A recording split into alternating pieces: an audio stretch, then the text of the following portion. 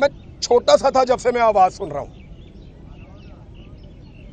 लगभग 40 साल हो गए सुनते हुए, और हमेशा पाकिस्तान की रियासत ने सपोर्ट किया था।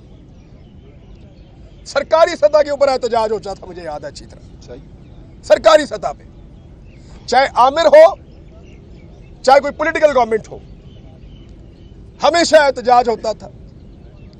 पाकिस्तानी मिलकर एहतजाज करते थे, मसाजिद में दुआएं करते थे, सड़कों के ऊपर फैमिलीज मिलकर फलस्तीन के साथ खड़ी होती थी। और याद रखिएगा, बहुत सारे इस्लामी मुल्क हैं इस दुनिया में, लेकिन जो पाकिस्तान की अहमियत है वो सबकी नहीं है।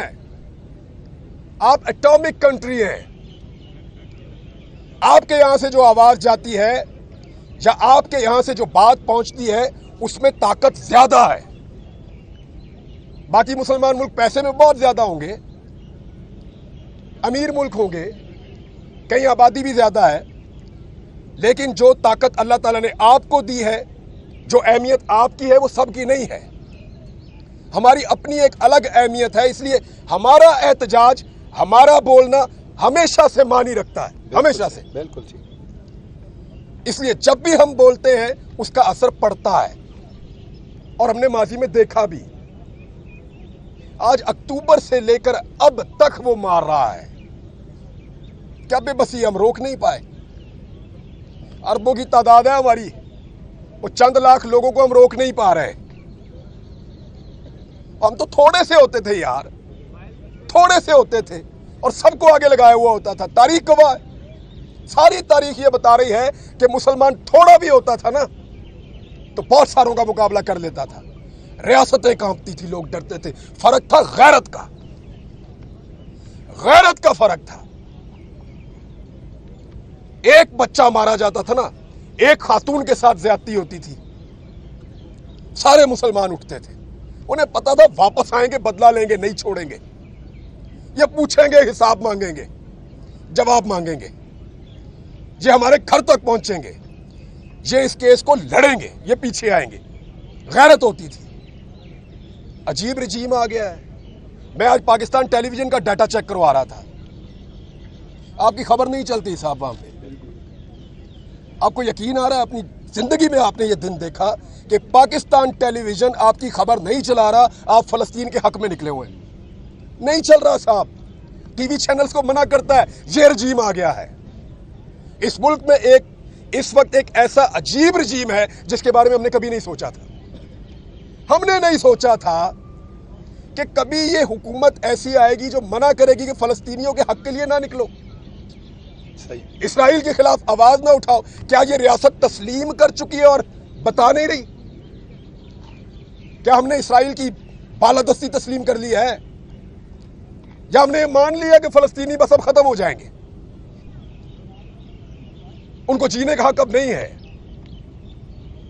लेकिन कम से कम आवाज तो उठाने दो ना, और कुछ नहीं तो दुनिया को तो बताने दो कि हम क्या चाहते हैं, इस मुल्क के लोग क्या चाहते हैं। उनकी आवाज को खबर चलती जरूर है, मैंने ये चेक किया, खबर चलती है, लेकिन फलस्तीन में क्या हुआ ये बताया जाता है, जी आज इतने शहीद हो गए, बस ये खबर चलती है। खबर ये नहीं चलती कि पाकिस्तानी इसके ऊपर क्या कह रहा है। मुझे अच्छी तरह याद है प्रोमोज बनते थे, मुझे अच्छी तरह याद है स्पेशल सेगमेंट्स होते थे, मुझे अच्छी तरह याद है स्पेशल बुलेटिन्स होते थे, ट्रांसमिशंस होती थी कश्मीर के मामले के ऊपर। साहब हो रही हैं? आपको बुला रहा है कोई?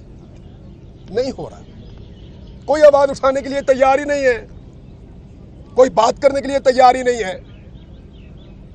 अभी जब ये कल मैं खबर पढ़ रहा था ना, दिल को अच्छा लग रहा था कि नॉर्वे ने, स्पेन ने, आयरलैंड ने फलस्तीन को तस्लीम किया, लेकिन साथ ही मेरे ख्वाब टूट गए जब मैंने मुशाहिद हुसैन सैयद को सुना कि पाकिस्तान की मिलिट्री हाई कमान वो क्या कर रही थी कि हम इसराइल को तस्लीम कर देंगे। मैं नहीं कह रहा, मुशाहिद हुसैन सैयद कह रहे हैं। पावर कॉरिडोर में उनके बड़े ताल्लुकात हैं, एक्सेप्टेबिलिटी बहुत है, वो कह रहे हैं। अलामा राजा नासिर अब्बास साहब ने कहा है, उन्होंने कहा जनरल बाजवा ने हमें कहा एनडीयू में इसराइल के सफारतखाने के हवाले से, एक तरफ हम ये खबर पढ़ रहे हैं कि वो गोरे गैर मुस्लिम वो फलस्तीन को तस्लीम कर रहे हैं, साथ ही दूसरी खबर अब ये पढ़ रहे हैं कि यहां पाकिस्तान के अंदर जो करता धरता और ताकतवर लोग हैं वो इसराइल को तस्लीम करने की बात कर रहे हैं। दिल ही टूट गया। तकलीफ हुई है। 70 साल हमें यह बताया गया कि फलस्तीन को और कश्मीर को आजादी लेकर देनी है। हमने जब नई बंदूक खरीदी ये सोचकर खरीदी, मैं अपने बाप दादा से आपको बता रहा हूं, जब नई बंदूक खरीदी ये सोचकर खरीदी कि कभी वक्त आया ना तो कश्मीर और फलस्तीन इसके हक के लिए ये इस्तेमाल हो जाए तो अल्लाह हमसे राजी हो जाएगा। हमेशा ये सोचा। लेकिन आज रियासत की क्या पॉलिसी है किसी को समझ आ रही है? मुंह से कहते हैं हम फलस्तीन के साथ खड़े हैं, और जो फलस्तीन के साथ खड़ा है उसको गाड़ी के नीचे भी देते हैं, डंडे से भी मारते हैं, उसको गिरफ्तार भी करते हैं, उसका स्पीकर भी उठा कर ले जाते हैं। ज्यादती कर रहे हैं। लेकिन ये सारी चीजें तारीख में लिखी जा रही हैं। ऐसा नहीं है कि इनसे जान छूट जाएगी। ये सब रिकॉर्ड का हिस्सा है कि कौन आया, किसने क्या कहा और उसके दौर में क्या हुआ। कल हम किसी को मंजन नहीं बेचने देंगे, साहब गवाह रहिएगा। कल आकर कोई अगर मंजन बेचेगा और वो कहेगा कि मैंने ये किया था और वो किया था, तो उसकी बात नहीं मानेंगे आप। इसको रिकॉर्ड पे रखें आज आप। आज इस रिजीम ने फलस्तीन के कॉज को पाकिस्तान के अंदर मैक्सिमम डैमेज कर दिया है, मैक्सिमम। इतना पहले कभी नहीं हुआ था। और अगर आज ये कॉज कहीं पे नजर आ रहा है ना, तो ये सिर्फ आपके साथ मुश्ताक अहमद साहब खड़े। मुझे यहां से ठंडी हवा आ रही है सिर्फ डी चौक से, या कहीं पे जुम्मे वाले दिन दुआ हो जाती है, या कुछ लोग इकट्ठे हो जाते हैं, कोई बात कर लेता है इसके ऊपर।